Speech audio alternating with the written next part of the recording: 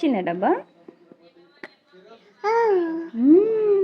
రాలే రాలేదు.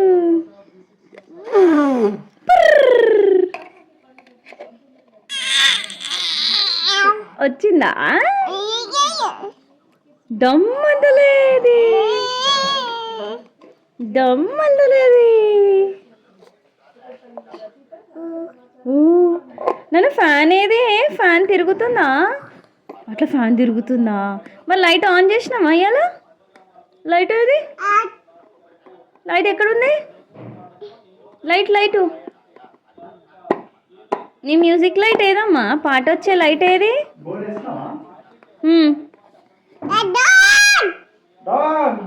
Dog.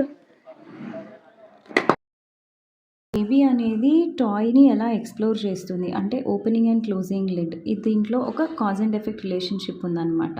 So ఈ కైండ్ ఆఫ్ ప్లే అనేది ఎర్లీ లెర్నింగ్ అండ్ థింకింగ్ స్కిల్స్ని మనం చూడవచ్చు.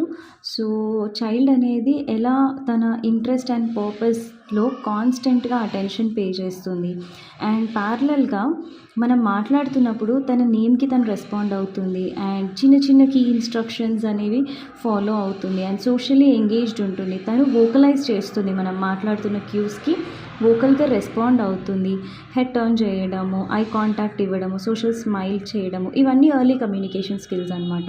సో దీస్ బిహేవియర్స్ అనేవి మనము కామన్లీ డెవలపింగ్ చిల్డ్రన్లో చూస్తాం. కానీ some children who are developmentally delay and autism ఉన్న పిల్లలకి ఏంటంటే ఈ చిన్న చిన్న క్యూస్ అనేవి మిస్ అవుతుంటాయి అన్నమాట. నేమ్ కాల్కి రెస్పాండ్ అవ్వకపోవడము, సోషల్ ఇంటరాక్షన్ తక్కువ ఉండడము, ఐ కాంటాక్ట్ ఇవ్వకపోవడము, రిపిటేటివ్ ప్లే ప్యాటర్న్ అంటే షేర్డ్ అటెన్షన్ కానీ అటెంటివ్గా కూర్చొని ఆడలేకపోవడం కానీ మనం అబ్జర్వ్ చేస్తామన్నమాట. సో ఈ టైమ్లీ సైన్స్ అనేవి మనం ఎర్లీగా గమనిస్తే పిల్లలకి మనము ఎర్లీగా హెల్ప్ అనేది ప్రొవైడ్ చేయొచ్చు.